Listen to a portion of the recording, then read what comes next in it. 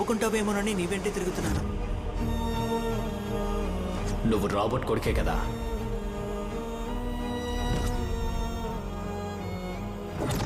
నేను దొంగ కొడుకుని కాదన్నా. తెరిచి చూడు, నిజమేంటో నీకే తెలుస్తుంది.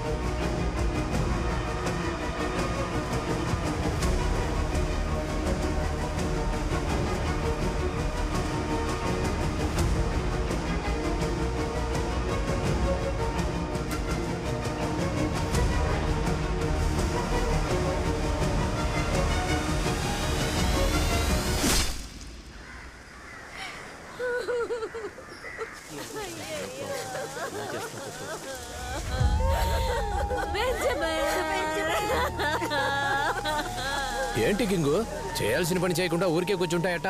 చిన్నవాడి చావని ఏం మాట్లాడడం లేదా? ఏం జరిగింది? కంట్లో నుంచి నీళ్ళు వస్తున్నాయా అబ్బా? కష్టంగా ఉందా? కాస్త ఊరుకుంటారా? చనిపోయింది మాలో ఒకడు.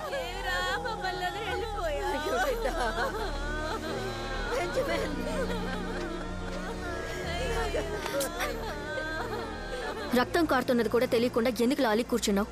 చావుని అడ్డుకోలేము, ఆపలేము. తలరాత బాగాలేకపోతే వాడి తలరాత బాలేక చావలేదు, ఒకటి చేసిన తప్పు వల్ల చచ్చాడు. ఆ తప్పుని సరిదిద్దకపోతే వీడి చావుకు అర్థం ఉండదు.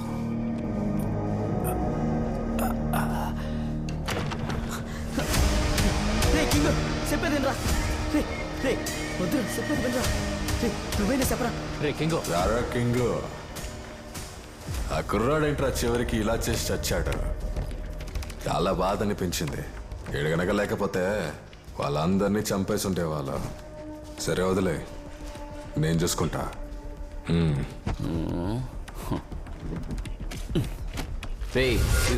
తీసుకెళ్ళి ఏం చేయాలో చేసుకో. ఎందుకు చెప్పలేదు? చెప్పుంటే దానికి తగ్గ మనిషిని తీసుకెళ్లేవాడినిగా. అర్థం కాలా? ఏం అర్థం కాలేదు. సముద్రపు జలగల కోసం మమ్మల్ని కాల్చారా? రేయ్, ఏంట్రా నోళ్ళేస్తాదే? నీ అబ్బాయి ఎక్కడికి వచ్చి ఏం మాట్లాడుతున్నావు? రేయ్, బయటికి వెళ్ళండి.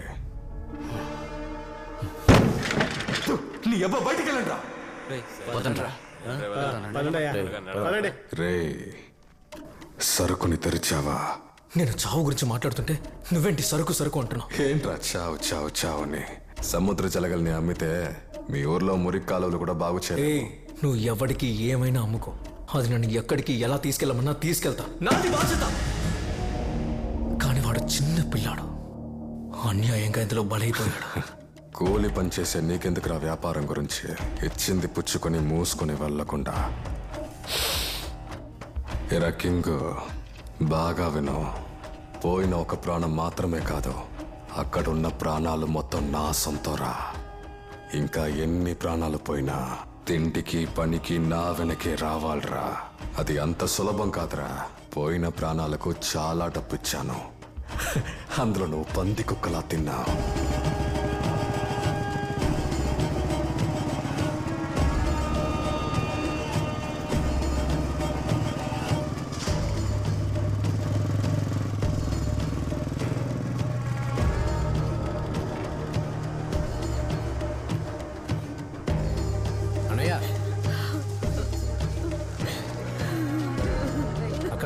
తామసయ్య వచ్చారు.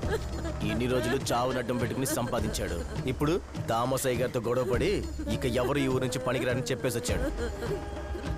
రాకుండా ముద్దకి అడుక్కు తింటారా? మీ ఊరి పరిస్థితి అంతంత మాత్రమే. రేయ్, నువ్వెవర్రా ఎవరు రారని చెప్పడానికి? ఏంట్రా మీరు ఎలా చేశారు? అయ్యతో అలా మాట్లాడారు? మనం ఈ పనికి వెళ్తే మన శవాలే తిరిగి వస్తాయి. అనవసరమైన పనులు తలదూరుస్తున్నావురా. ఇక అనవసరమైన పనిని ఎవ్వరూ చెయ్యరు, ఎవ్వరూ చెయ్యకూడదు, ఎవరిని చెయ్యనివ్వను. ఏంట్రా ఎక్కువ మాట్లాడుతున్నావు? చాలా ఆపండి. మనం ఎవరని చూపియాలి. ఏం చేస్తాం?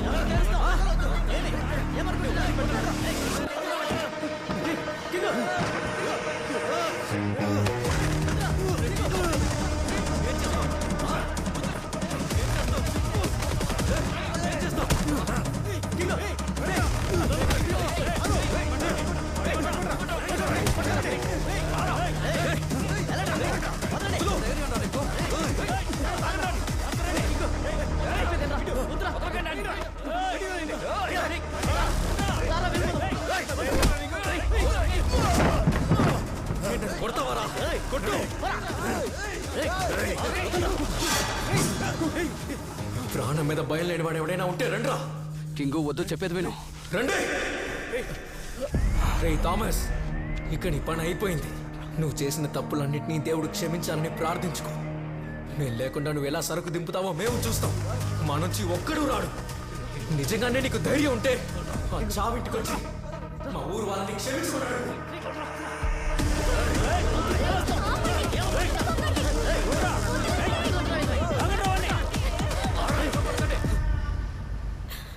రాబట్టి రక్తం కదా, అందుకే నిజం తెలుసుకుని తానే వెళ్ళిపోయాడు. వాడిని నువ్వే కదా తీసుకుని వెళ్ళావు. వాడికి చావే లేదు.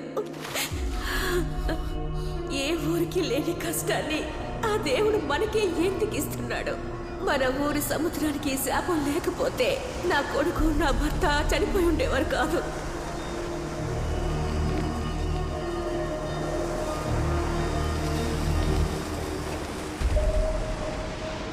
ఆ సముద్రంలో అసలేముంది? ఎందుకు లోపలికి వెళ్ళకూడదు? ఇప్పుడు నువ్వు చెప్తావా లేదా? వదిలే, నేనే తెలుసుకుంటాను. రే ఆగురా, వెళ్ళక. చెప్పేది వినరా, ఆగురా. నేను చెప్పేది వినరా, వెళ్ళకరా. ఒరే కింగ్,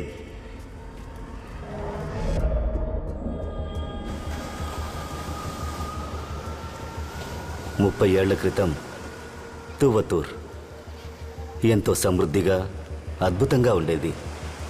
ఊరు మొత్తం జనప్రవాహం, చేపల వాసనగా ఉంటుంది.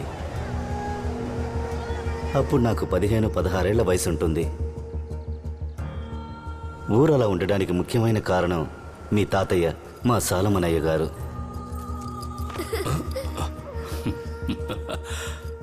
మార్టిను, చాల్సన్ కొంచెం చూసుకో. అలాగే అయ్యా. అనాథగా ఉన్న నన్ను మీ తాతగారు చార్ల్స్తో పాటు ఆయన కొడుకులా పెంచారు. మా తాతయ్య. మన ఊరి ప్రత్యేకత మన కుల వృత్తి. కూలికి పనిచేయడం మానేసి ఆయన బోట్లోనే ఊరంతా సముద్రంలోకి వెళ్ళసాగింది. ఎంతో సమృద్ధిగా మన ప్రజలు ఈ వ్యాపారాన్నే చేశారు.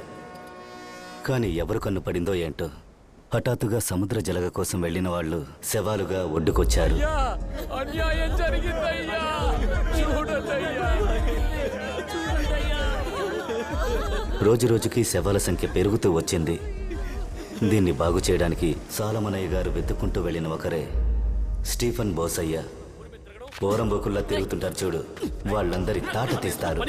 నువ్వేమో చెప్పిన మాట వినకుండా సముద్రంలోకి వెళ్ళి తిరిగి వస్తున్నావు.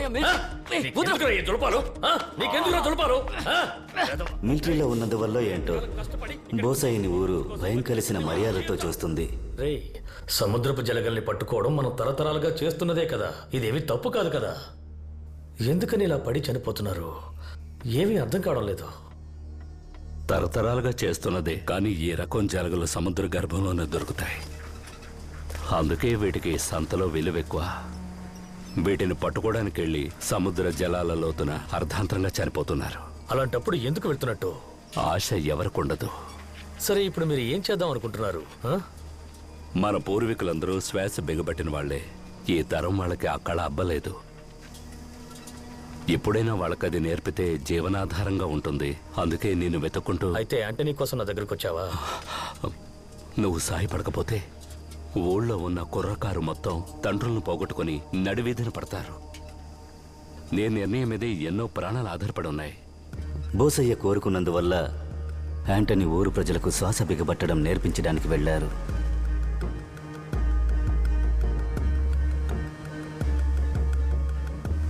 యాంటనీ వల్ల ఊరికేదైనా మంచి జరుగుతుందని అనుకుంటున్న ఊరు ప్రజలకి గుండెలో గుణపం దిగినట్టు యాంటనీ శవం ఒడ్డుకు చేరుకుంది. ఒరే బోసు, నమ్మకాన్ని కోల్పోయిన ప్రజలు ఇక ఈ పనికిరాని ఊరి తలరాత ఇదే అని బాధలతో జీవించడానికి అలవాటు పడ్డ వాళ్లకి తర్వాత దెబ్బ పిడుగులా పడింది.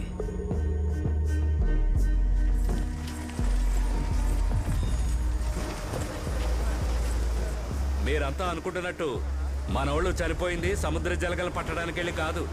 మన అందరం నమ్మిన ఒకటి అత్యాస వల్లే ఇది జరిగింది.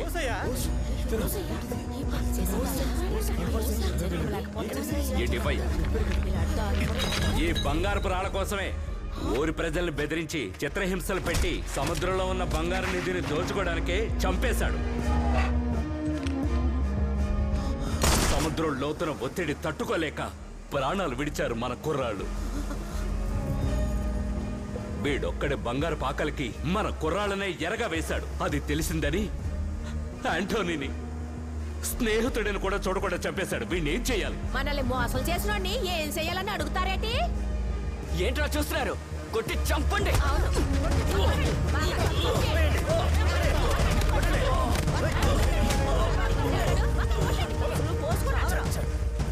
అంతటితో అంతా అయిపోయిందనుకున్న ఊరికి అప్పుడు తెలీదు ఆ చావే శాపమని.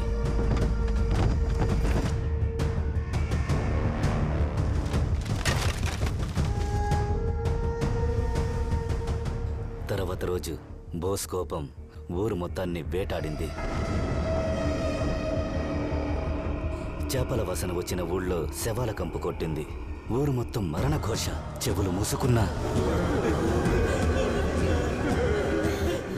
ఊరి ప్రజలు బ్రతకలేక చావలేక సాలమనయ్యను వెతుక్కుంటూ వెళ్లారు. కానీ సాలమనయ్య కనిపించలేదు. ఆయన ఇల్లు శవాల గృహంగా మారింది. మీ తాత చార్లెస్ తప్ప. పూర్తిగా చీకటి కమ్ముకున్న ఊరిని కాపాడడానికి ఒక దైవికులొచ్చారు. ఆ దేహం ఈ మట్టిలో ఉన్నంత వరకు దాని ఆధిక్యత తగ్గదు. ఈ ఊరిని కాపాడాలంటే సముద్ర సమాధి తప్ప మరో మార్గం లేదు. అయితే దానితో మీరు ఆ సముద్రాన్ని మర్చిపోవాలి. ఊరా సముద్రమా నిర్ణయం మీదే. ఆయన చెప్పింది ప్రజలు అంగీకరించలేకపోయారు. ఎందుకంటే ఆయన చెప్పిన సముద్ర సమాధి 600 సంవత్సరాలుగా మంచిని మాత్రమే కోరుకుని ఎవరికీ ఎలాంటి హాని చేయకుండా ఆశ, క్రోధం, పగ, ప్రతీకారం, అసూయని లేకుండా జీవించిన ఒక ప్రాణానికిచ్చే ఉన్నత గౌరవం సముద్ర సమాధి. అదొక ఉత్సవంలా జరుగుతుంది. అలా పవిత్రమైన ప్రాణాన్ని సముద్ర సమాధి చేసేటప్పుడు సముద్ర జీవులన్నీ కలిసి మర్యాద చెల్లిస్తాయి. చేపల వృద్ధి, మత్స్యకారుడి అభివృద్ధిని కాపాడడానికే ఈ నమ్మకాన్ని పాటిస్తారు. ఇది చూపిన మార్గమని ఆ దుష్ట ప్రాణాన్ని సముద్ర సమాధి చేయడానికి ఏర్పాట్లు జరిగాయి. బంగారం పైన ఆశ ఏ ఒక్కరికి రాకూడదని ఆ బంగారాన్ని ఆయన శవం పైన కరిగించిపోశారు.